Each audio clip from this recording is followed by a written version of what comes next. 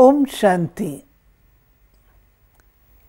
प्यारे बाबा के वे मधुर महावाक्य जिनको आज हमने अपनी प्रातः क्लास में सुना है, आइए उस पर अब हम मनन और चिंतन करें।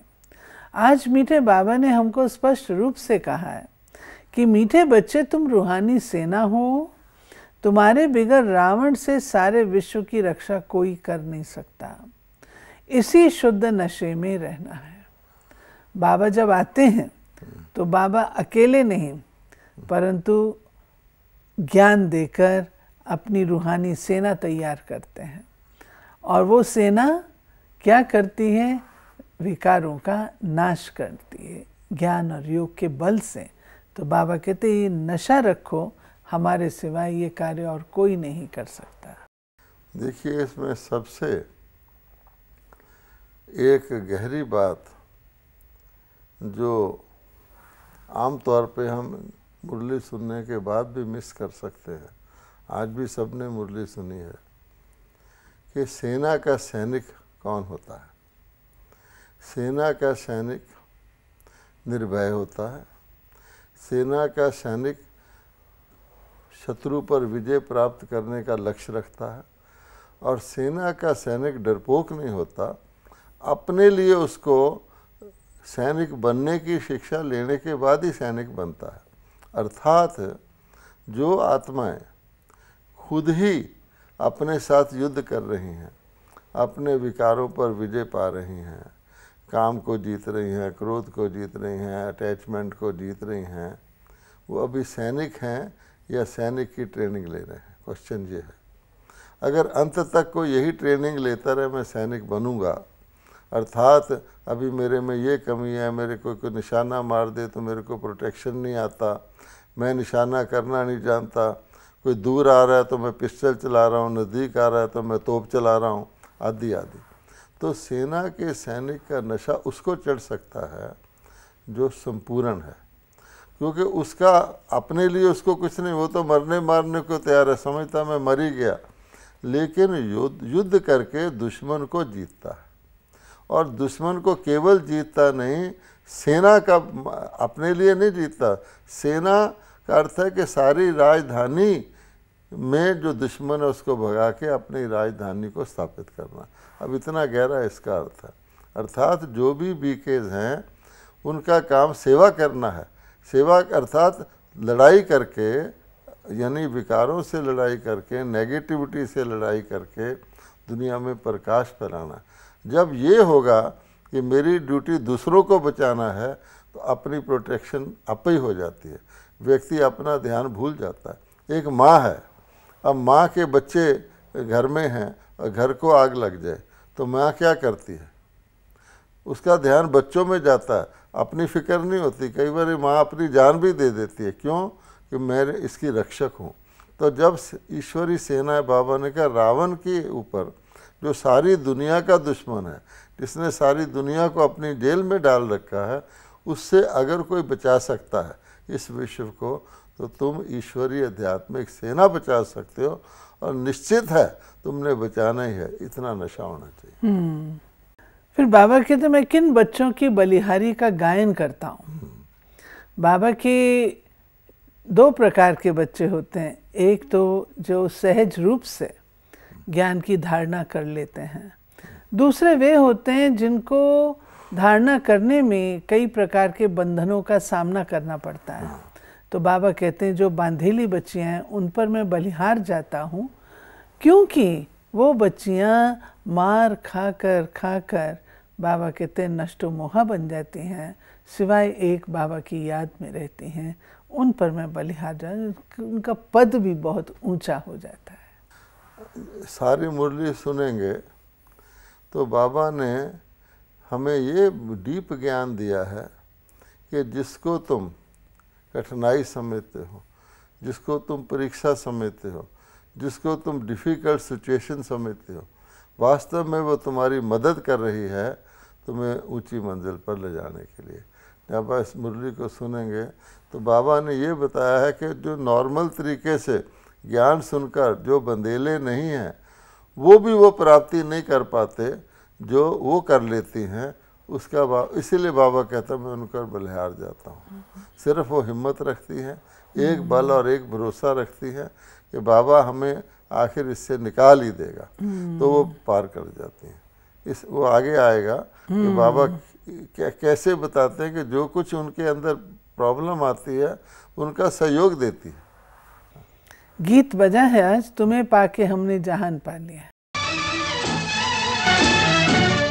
तुम्हें पाके हमने जहां पा लिया है, तुम्हें पाके हमने जहां पा लिया है। ज़मीं तो ज़मीं आसमां पा लिया है। अब देखिए, जब तक ब्रह्मा कुमारी के अपने गीत नहीं बने थे तो बाबा ये जो संसारिक के गीत होते हैं उनको बजवाते थे। और बाबा कहा करते थे कि बच्चे ये गीत भी गीतकारों को पता नहीं है, लेकिन शिव बाबा ने टच करके कोई कोई गीत आपके लिए बनवाए हैं, क्योंकि गीता शब्द गीतों से ही बना है। भगवान ने गीतों के आधार पर खुशी खुशी गीता ज्ञान दिया था। फिर बाबा ये भी कहते थे एक दिन ऐसा आएगा तुम्हारे गीतकार खुद आके तुम्हारे अपनी कला को भेंट करेंगे, तुम्हारे गीत बनेंगे। आज तो ब्रह्मा कुमारी के हज़ारों गीत हैं जो अन्य लोग भी यूज़ करते हैं। तो इस गीत का अर्थ देखिए, ये गीत बनाने वाले ने तो लौकिक ढंग से बनाया है, लेकिन इसका अर्थ परमात्मा से लगता है या नहीं लगता है कि तुमको पाकर मैंने सारे जहान को पा लिया। ये किसी व्यक्ति के लिए तो लगता ही नहीं। कोई भी व्यक्ति आज सारे जहां का मालिक ही नहीं है। ना सिर्फ जहां को पा लिया है, बल्कि ज़मीन आसमान सब कुछ मैंने पा लिया है। तो आप देखिए कि ये परमात्मा की ओर इंगित करता है कि नहीं करता। फिर इसके ऊपर फिर बाबा हमको मुरली सुनाते थे। बाबा बोले हैं कि देखो तुम कितने गुप्त हो, ईश्वर भी गुप्त है, और तुम्हारी सेना का जो युद्ध है वो भी गुप्त है, इसका किसी को पता नहीं है। हमेशा गुप्त ही अटैक जो करता है वो सफल होता है। जितना प्रत्यक्ष हो जाते हैं तो दुश्मन भी उतनी ताकत से सामने आ जाता कर लेता है। तो हमेशा यही होता है कि कौन सी सेना जीतती है, दोनों सेनाएं बराबर भी हों तो जिसका गुप्तचर दूसरे की इन्फॉर्मेशन वीकनेस की देता है वो सेना जीत जाती है।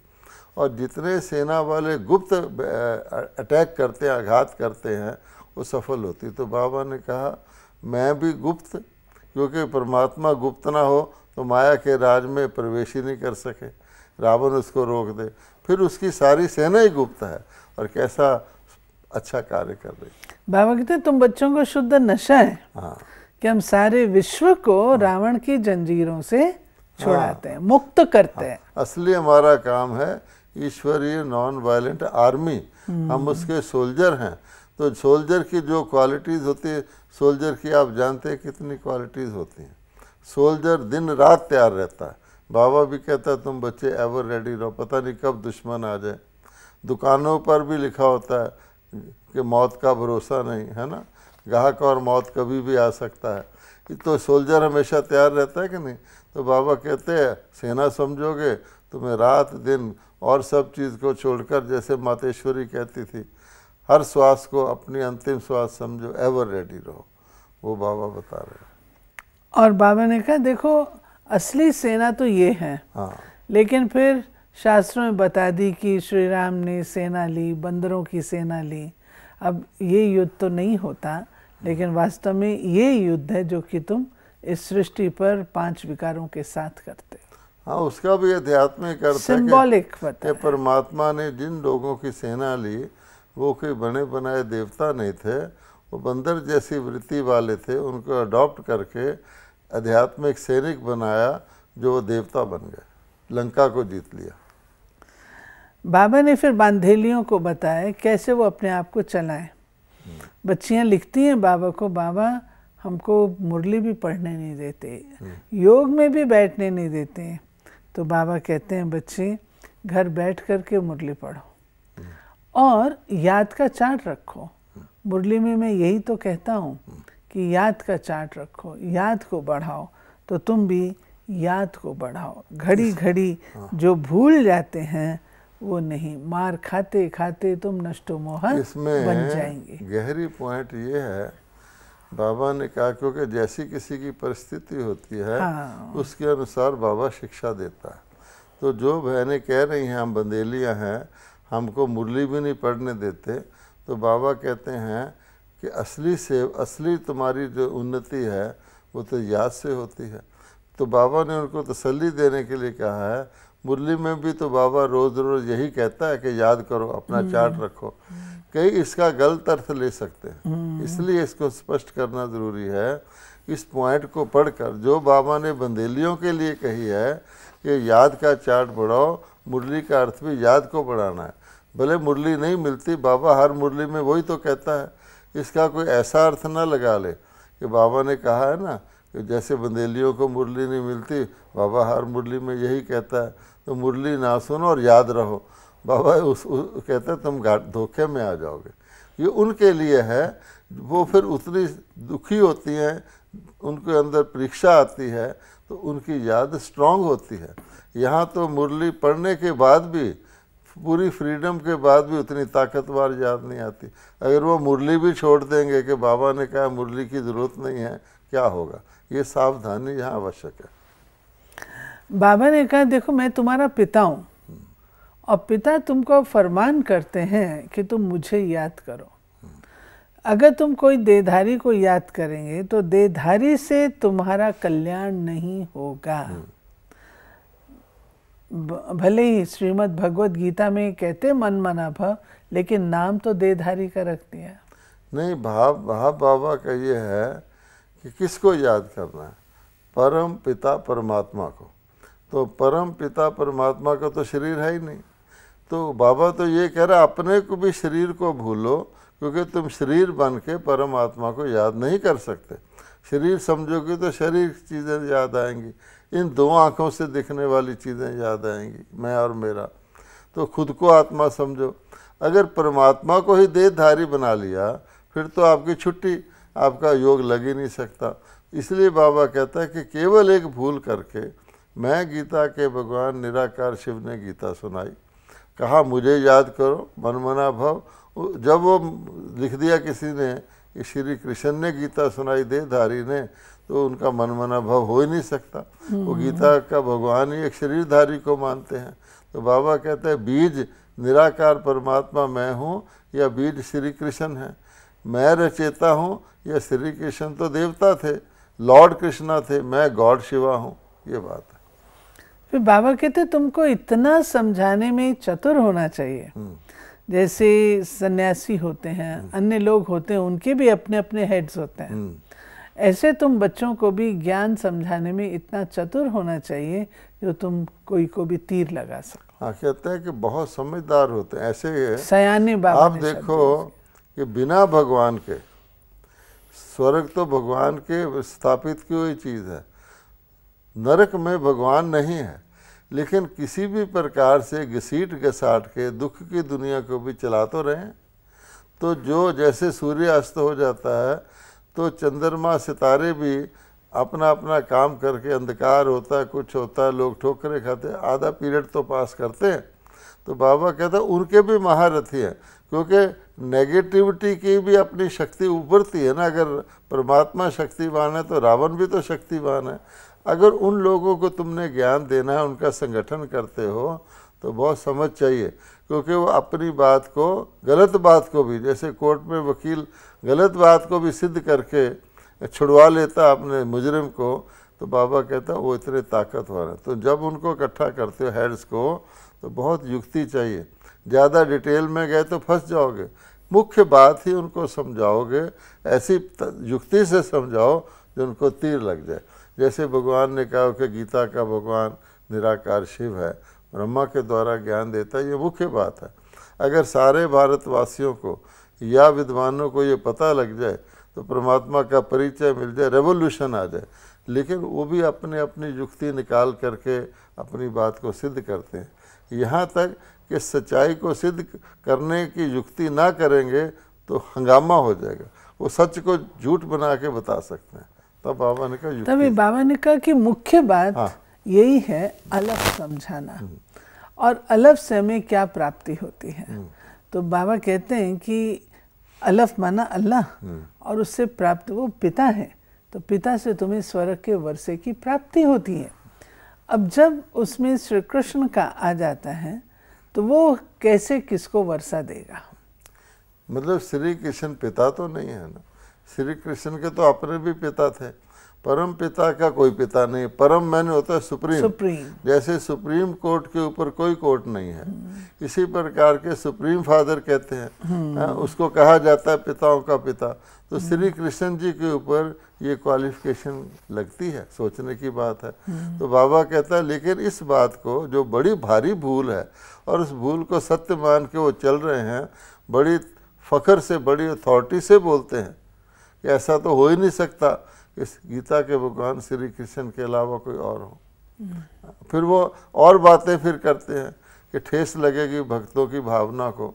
जैसे होता है कि नहीं, आजकल की गवर्नमेंट में क्या हो गया है, कोई मुजरिम पकड़ा जाता है, बहुत गुनाह उसने किया है, तो जज क्या करता है, वो कहता है इसने तो गुनाह किया है, इसको अगर हम फांसी दे देंगे, इसके छोटे छोटे बच्चे हैं, इसकी पत्नी है, इसके उनके ऊपर हम जुल्म क्यों करें।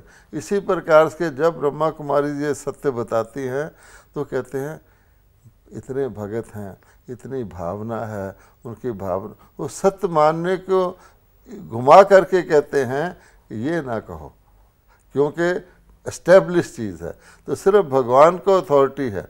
आप देखेंगे सारे विश्व में केवल ब्रह्मा कुमारी कहती है अथॉरिटी से कि भगवान सब जगह नहीं है और किसी में हिम्मत है। इसी प्रकार से केवल ब्रह्मा कुमारी कहती हैं कि गीता के भगवान का नाम बदलाओ, और किसी में हिम्मत है।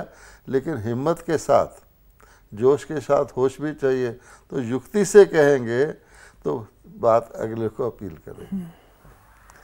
बाबा कहते क्योंकि मैं पतित पावन हूँ, निराकार हूँ, मैंने आके कर्तव्य किया है, तो तुमने मेरी यादगार भी बनाई है। सोमनाथ का मंदिर, जिसको कि कितने ऊंट भर करके उसके मटेरियल को लेकर के गए। तो बाबा कहते हैं लेकिन ये सब कुछ तब होता है जब तुम अपने पूज्यपन से नीचे आ जाते हो और पुजारी बन जाते हो। यानी बाबा कहते हैं जिस वक्त सोमनाथ मंदिर बना होगा, जितना वो भव्य मंदिर है, जितना उसमें धन वगैरह लगाया गया, कि जब उसको लूटा गया तो कई ऊँट भरवा करके उसको ले गए, तो उतना भव्य मंदिर किसी महाराजा ने बनवाया होगा, उसके पास इतना धन होगा, और एक ने बनाया होगा, बाकियों ने भी उसमें मदद की होगी।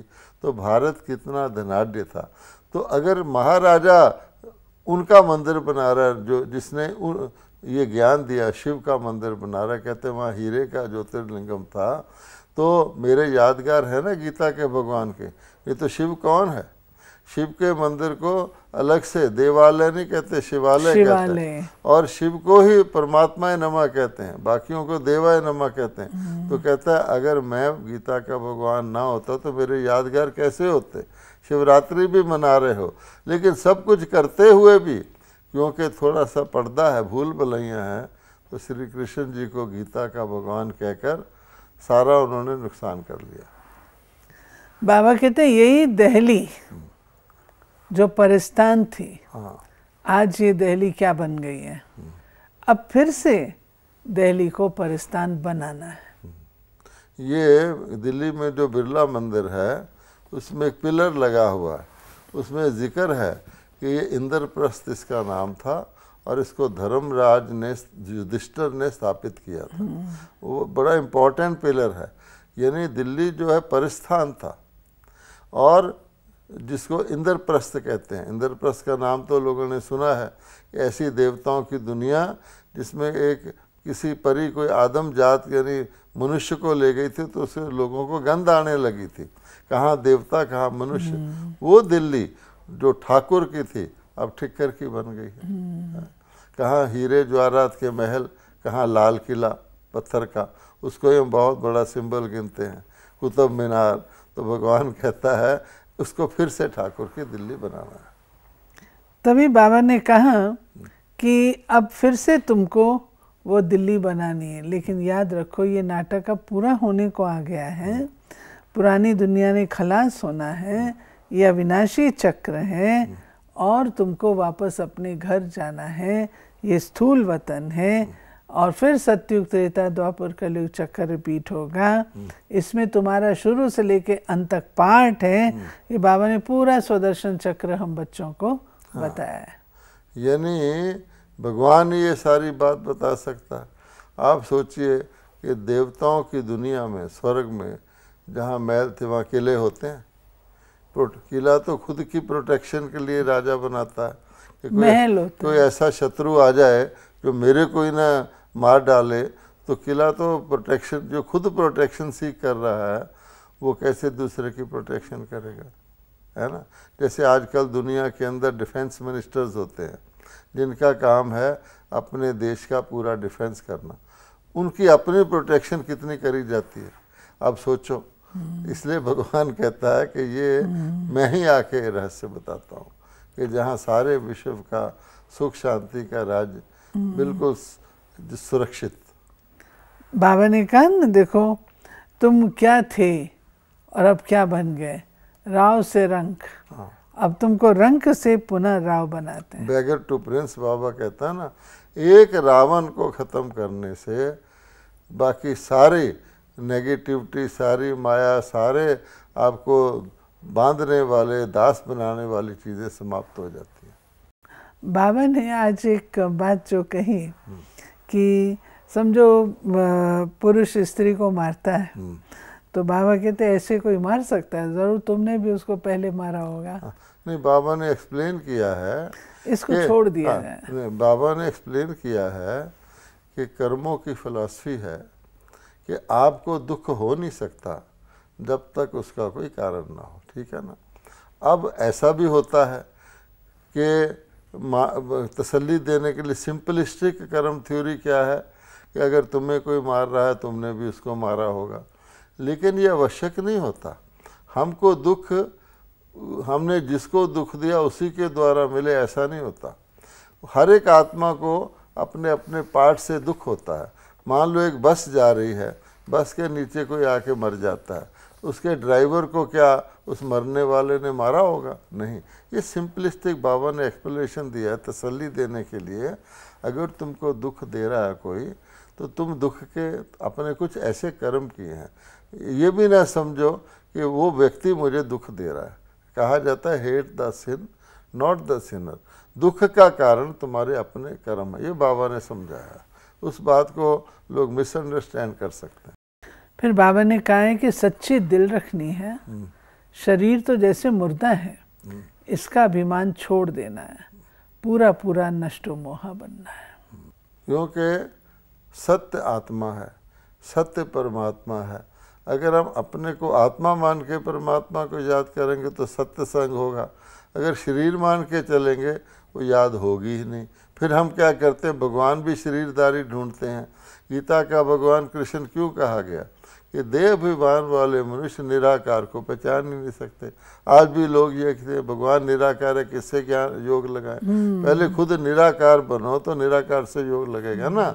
ये है वरदान है याद और सेवा द्वारा अपने भाग्य की रेखा श्रेष्ठ श्रेष्ठ बनाने वाले भाग्यवान भाव। ब्राह्मणों की जन्म पत्री में तीनों ही काल अच्छे से अच्छे हैं। जो हुआ वो भी अच्छा, जो हो रहा है वो अच्छा, और जो होने वाला वो बहुत बहुत अच्छा। सभी के मस्तक पर श्रेष्ठ तकदीर की लकीर खींची हुई है। सिर्फ याद और सेवा में सदा बिजी रहो। ये दोनों ऐसे नेचुरल हों जैसे शरीर में श्वास नेचुरल है। भाग्य विधाता बाप ने याद और सेवा की ये विधि ऐसी दी है जिससे जो जितना चाहे उतना अपना श्रेष्ठ भाग्य बना सकते हैं। यानी जिसका टोटल एम ऑब्जेक्ट ही हो जाए सेवा करना और परमात्मा की याद में रह करके सेवा करना, उसका कितना भाग्य बनेगा। उसका तो सोते समय भी भाग्य है, जागते समय भी भाग्य है। उसको देख करके अन्य आत्मा ऑटोमेटिकली परमात्मा की तरफ लग जाती हैं। अगर मूर्ति को देखकर लोग भगत बन सकते हैं तो चैतन्य मूर्तियों को देखकर लोग परमात्मा की तरफ आकर्षित नहीं होंगे? अब दादी जानकी हैं, उनको क्या विश्व के देशों की भाषाएं आती हैं? नहीं। तो सारे विश्व के देशों में दादी जानकी ने ब्रह्मा कुमार कुमारियाँ कैसे बना लिए? क्या भाषा से बनाए? पर्सनैलिटी से बनाए। उनका ट्रांसलेशन होता है। अगर माउंट आबू में 17 भाषाओं में ट्रांसलेशन होता है तो 17 भाषाएं कौन से बीके को आती हैं? या ब्रह्मा बाबा को आती थी, या सरस्वती माँ को आती थी, या मुझे आती हैं, या दादी जानकी को आती हैं? बहुत बड़े लिंग्विस्ट भी होंगे, 6-7 भाषाएं जानते होंगे। तो इतने देशों में ज्ञान कैसे फैल गया? 137 देशों में। तो अपनी उसी से फैला कि दिन रात की सेवा से लोगों के अंदर वो वाइब्रेशन कैच करते हैं कि ये ईश्वर की तरफ लगाते हैं, और लग भी गए लोग। ये बात है ना। स्लोगन है, हाँ। संतुष्टता की सीट पर बैठकर परिस्थितियों का खेल देखना ही संतुष्ट मणि बनना है। ये थी बाबा की आज की मुरली, और आज की मुरली से हम अपने लिए जो सार में बात लिख कर के आई है कि हम रूहानी सैनिक हैं और युद्ध स्थल पर हैं, ये हमें सदा याद रहेगा, तो हम रावण पर विजय शीघ्र प्राप्त कर सकेंगे। ओम शांति।